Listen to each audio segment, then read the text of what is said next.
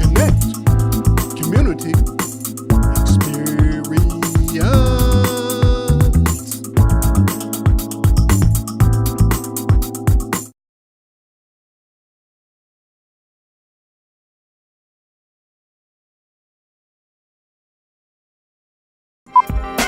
Less stress matters. Minneapolis, St. Paul, Minnesota.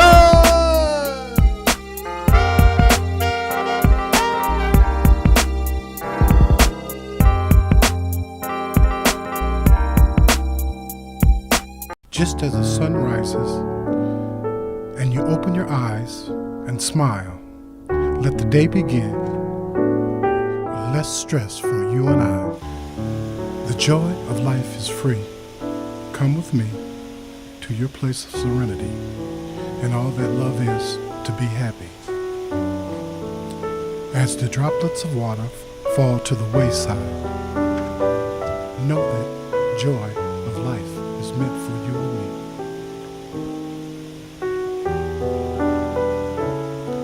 Live, love, be happy.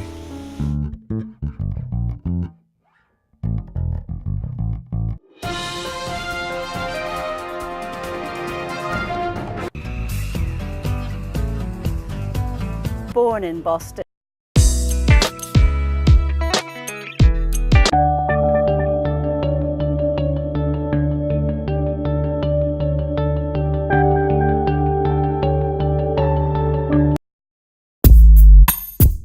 I am ready. Lord, I stand for Thee like a living tree ready to bear Your good fruit. Water me, give to me Your Spirit of truth.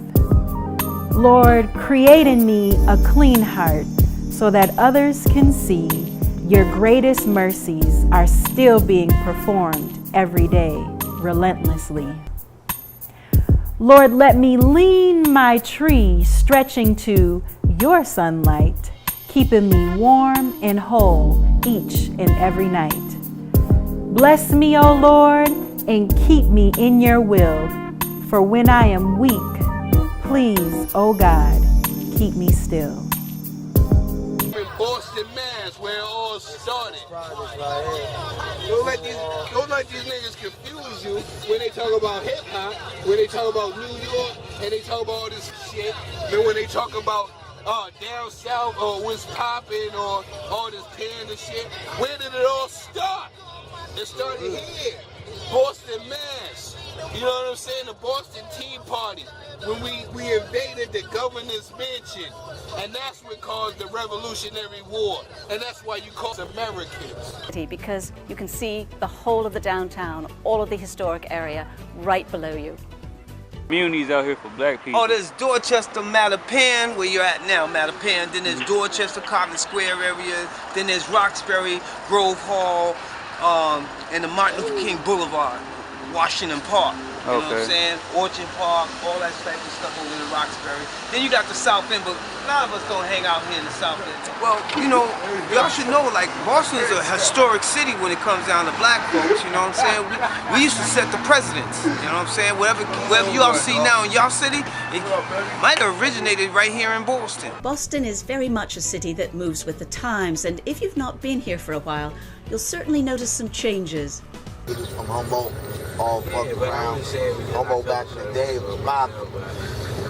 You know, be crazy around. What do you got? Real. So, now this is crazy. So, academies, our biggest academies gotta go to this train station right here called Jackson Square. Jackson Square. And they beef with the projects that's right behind Jackson Square. See how close that is? So, we're gonna look go at that, and then look at this. We don't do like colors, we do streets. And our streets be the beef that's right next door to you. This is the Rose Kennedy Greenway, but thanks to a project called the Big Dig, they put all that traffic into tunnels underground. All this in front of us. Yeah, but we got the liquor. We good with the bud around here. Like, we got a weed. You can't say shit about the weed over here because the laws. They can't jack us if they smell weed or unburnt weed or burnt weed. They can't do nothing about it. Or frisk us or nothing. Only reason you get frisked is something if your license is rather than just because you smell weed. They can't just pass the weed laws and made it where you can have an ounce or less and you get a citation, a little ticket, $100 fine. Yeah. A lot of the white kids they had was getting caught up with the weed. Exactly. So now they don't want them getting caught up with no fine or nothing. Black Panther. Ever since I was a young girl, there was a revolution in me. Seeing the things in my environment, all I wanted to do was revive my community. I want to make things plain so that everyone can see that there lives a Black Panther inside of me. And she's always been there waiting quietly some 50 years forward to carry the dream, to revive the people through a conscious stream, exposing all pipelines that lead to prison, you see.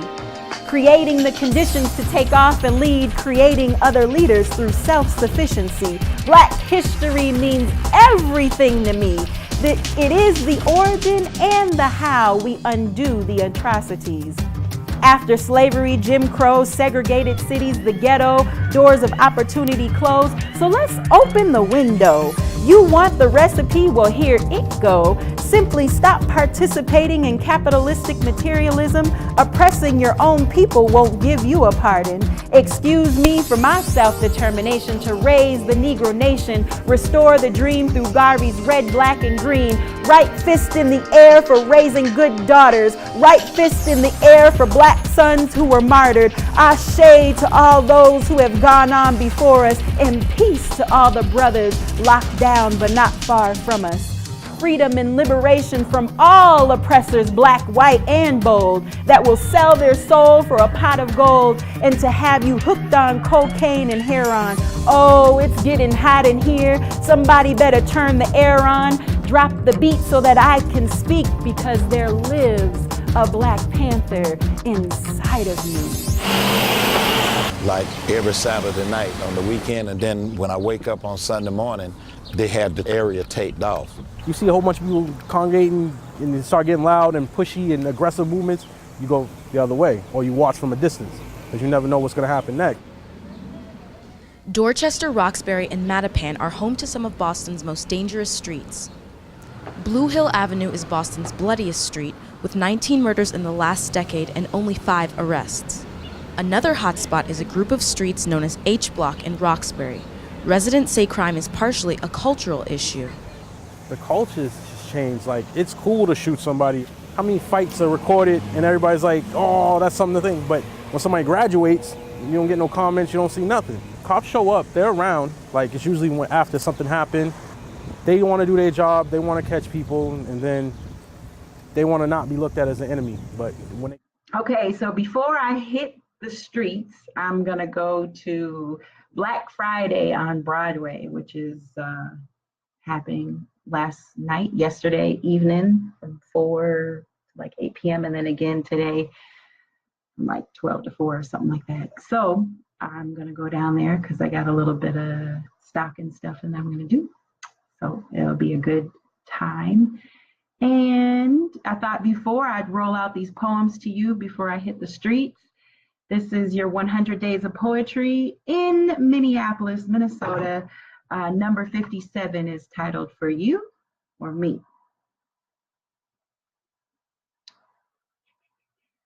All right.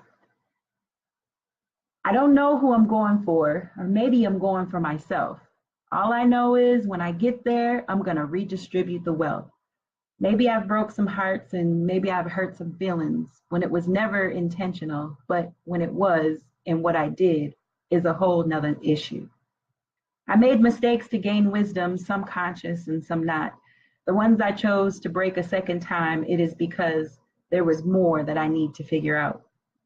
Don't let your rock bottom also be the same as when you tap out. I don't know who I'm going for, or maybe I'm just going for myself. I'd like to think that I'm going for me because that is the only person that I can change. In order to be an influence, I have to stop pointing the blame. Carry my own weight, my own cross for being humane. If I'm going for someone else, I don't know them past, future, or present.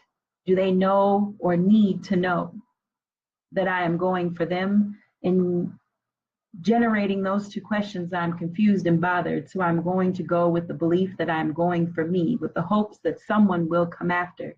So if this fruit was planted in me, can bring forth generations, some 3 generations after me, then I can stop here, and I must do me to fill this world with joy and laughter.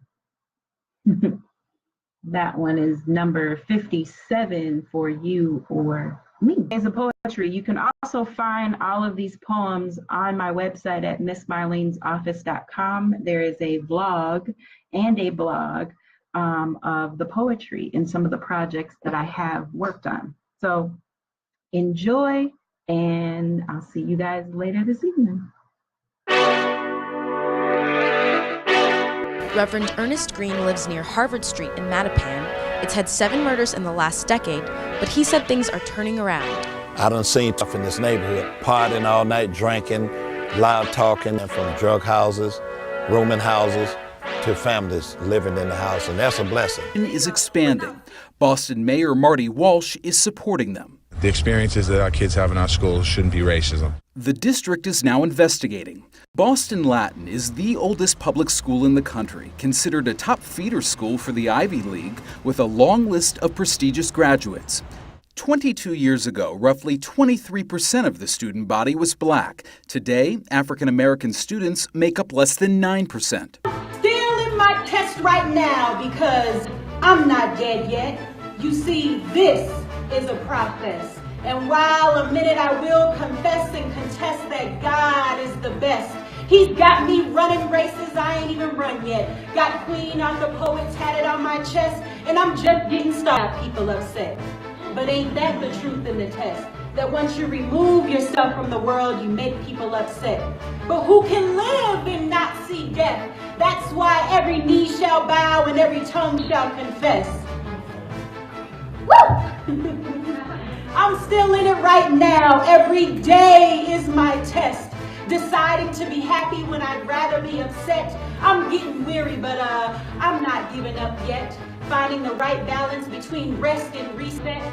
I don't care what the situation looks like. I am the one for the test.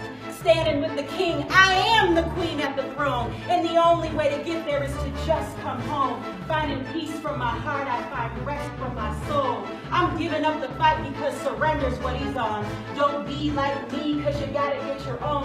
Work in the ministry doesn't mean you have to work it alone. Keep the commandments first, otherwise your foundation is thrown. Plant good seeds that will germinate and bring the harvest home. I'm still standing and I'm still strong.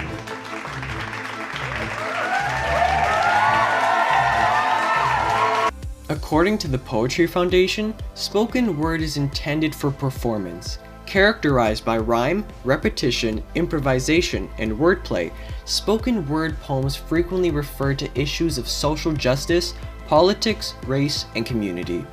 Related to slam poetry, spoken word may draw on music, sound, dance, or other kinds of performance to connect with audiences. Some say that it began with beat poetry, which is free verse that is influenced by jazz music. Mustard seed. There's a fire down in my soul that I won't keep quiet, that I won't let go. I want more, God, give me more.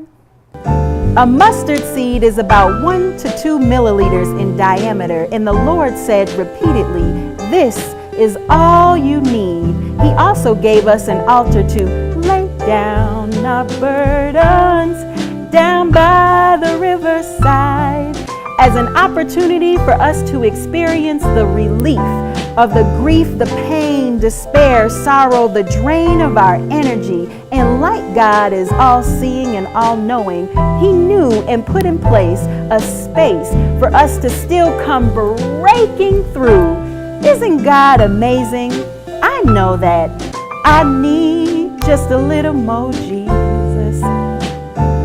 Hey, I need just a little more Jesus. I need just a little more Jesus to help me along the way. And it is this tiny mustard seed that represents all the faith we need to move mountains, because Jesus said nothing will be impossible for you. He gave us the power over sin, told us that we could win. We are conquerors, victors. Nevertheless, always the more, no more the borrower. We are the lender, above and not beneath, first and not last. Give me the test, because this too shall pass. And with this seed, I am beginning to see how important genuine faith can be for the future of our ministry.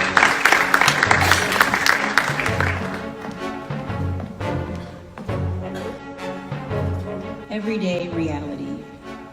If you live outside North, South, Northeast Minneapolis or the St. Paul communities and you have not taken the initiative to drive through, grab a bite to eat, or talk to a resident, allow me to be your tour guide of the everyday realities of our men, women, and children in these communities. Each day is filled with poor education, job and wage discrimination, unequal voting rights, incarceration, dysfunctional churches, inadequate options for baking, the absence of viable neighborhood businesses, the lack of real safety and security from our law enforcement and legal systems. And all these things lead to crime. As you've already felt, the everyday reality is hopelessness. How do I even begin to live when the everyday reality is telling me that my life does not matter? When my everyday reality is telling me either you don't know, you don't show, or you don't care about what's going on in the hood. This is the everyday reality, y'all, of what I'm living. And it's not just a black and white thing. This is everyone's everyday reality, because you work with, attend school with, enjoy the fair with, watch the fireworks with, attend a sports game with someone that is from, has lived, is connected to, or works in these communities that are falling apart due to our greedy ways to maintain our own wealth and power when there's more than enough to go around. We are too concerned with dictating who's more worthy to who gets what and where because of our own bias, prejudice, and generalization. Everyday reality, folks. We are the orchestrators of the everyday realities that we are seeing. You may want your pardon because you may feel you are not the one that signed the bill, you don't own or operate that plantation, or you didn't pull the trigger. But we are guilty by association. If you are in a position of leadership, whether spiritual or political, and you'd rather push your own agenda instead of doing what is ethical. Such a time as this, because the majority agrees that everyday reality should not be like this. We are waking up to the realities of how the basic needs of our people are not being met. The basic needs. Let's take the lead on these issues corporately and individually, for when these communities begin to see a better everyday reality, we will see less crime, but not until we remove the oppressing hand that keeps them under constant pressure. Thank you.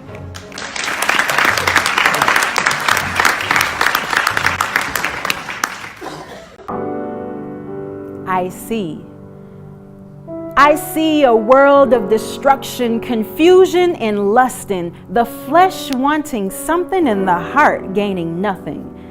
I see a world of denying, lacking wisdom, and signifying, people continuously lying. Ain't no wonder why things are dying.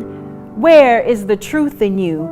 People want to see the proof in real talk. You want to see it too. You can't make a believer out of me if you cannot make a believer out of you. What kind of leader do you want to follow? Because if their name ain't Jesus, then we picked the wrong model. What kind of leader do you want to imitate? We must decide right now, because we're already years too late. What kind of leader do you see? We should be asking these questions of ourselves endlessly. We already have everything that we need, so now is the time for us to stand up and be. I see opportunity, which means there's unity. I see hope and love, resurrection and revival. I see the words right there in the Bible. Jesus is my only idol. Not raised in the church as a young girl, I was hurt. Call me 12 years a slave. I wanted to be buried in my grave because at least I wasn't dealing with none of y'all anyway. I kept crying out, where is my hope? While the whole world kept me in a chokehold. Even though I wanted my body to die, naturally God still kept me alive. I said, even though I wanted my body to die, naturally God still kept me alive. He made me believe in that all I had survived, there was a purpose for that, and revealed the gift that I have inside, which is not something that I should hide.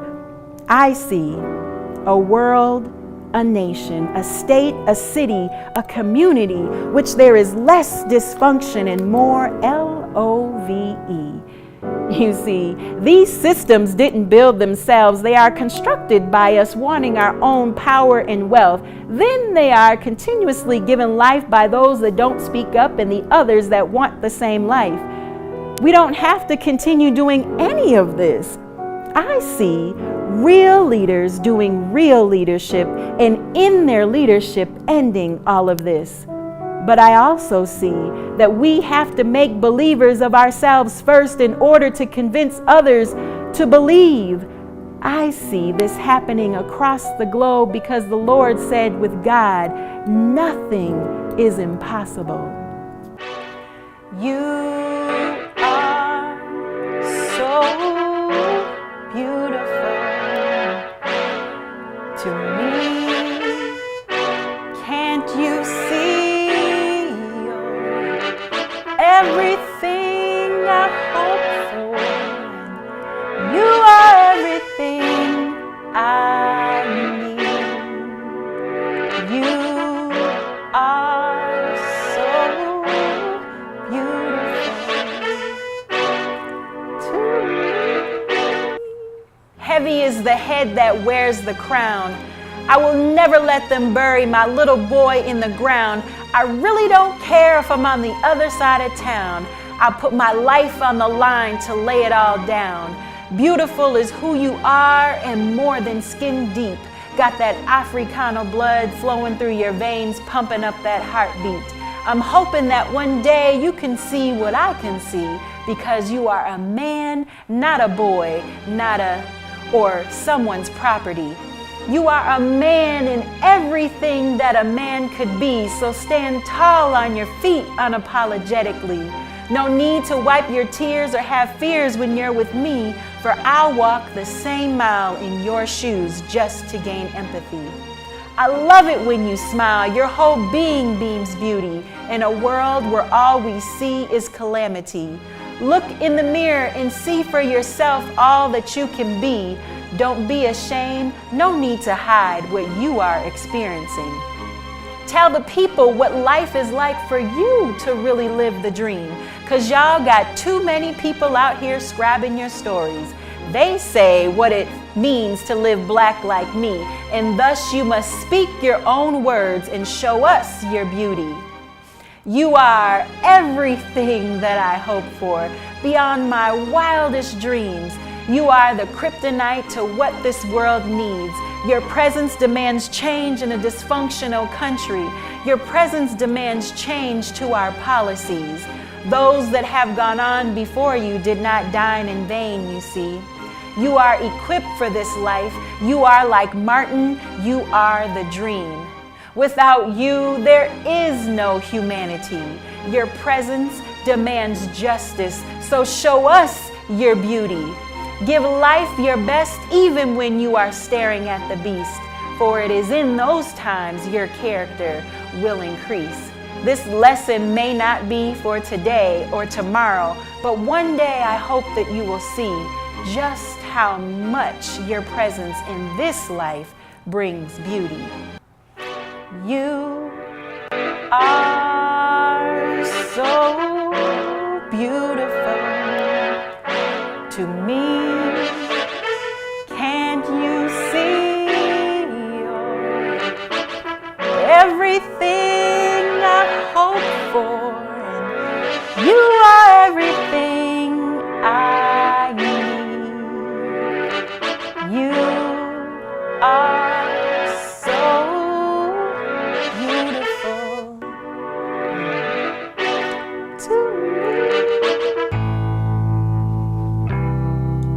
This is The Negro Speaks of Rivers, one of my earliest poems, written in 1920, just after I came out of high school.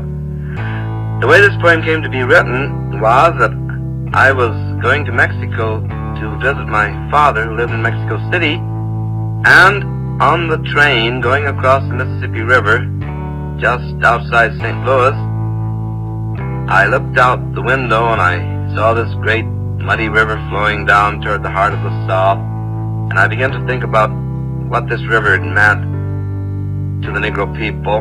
It had been about sunset when we crossed the river. I took my father's letter out of my pocket and began to write down on the back of his letter this poem, The Negro Speaks of Rivers. I've known rivers ancient as the world and older than the flow of human blood in human veins. My soul has grown deep like the rivers.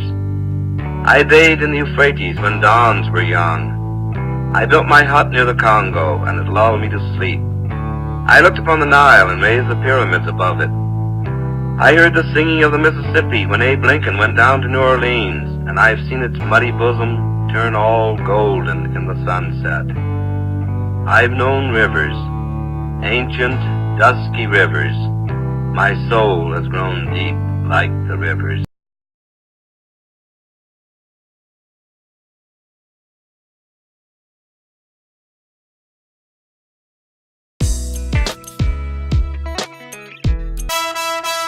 I am a man. First, I am a man, created in the image of God. Then I am a citizen. These are the two conflicts within, because while one tells me that I can, the other is saying, think again. But I say to that voice, no, I am a man first, and I will that I can, because the true will that is within has been sent from heaven. This is who I am, and I stand first, built with the thirst, the desire to put me first above all else, because I've already seen the worst. I am and never will be a curse. I add value even when I'm hurt. With these hands I may build the church. Oh Lord, my rock, you've shown me favor, and now it's time to go to work. I will not worry about what I will wear, what I will drink when I thirst. For you created in me to be a man first. I am a man. And these times are about to change. Now that I've learned my trade, I can give myself shelter when people cast shade. I have built a strong network, and woo, I'm about to get paid. All these haters better get out the way, because I'm focused today. There's a purpose in me that was made. So while I graduate today, I thank God that I'm saved. I am healed and redeemed. Tomorrow is not promised today. Everything in my past I pack up and put away, only to remember the lessons learned on this journey. I'm equipped for this life. I have tools, I have right. I am a man that's about to take flight. You see, darkness really can bring light. So while I'm still living my life full of hope, full of purpose, full of all desire and might, I will wake up each morning and I will stand, because first I am a man.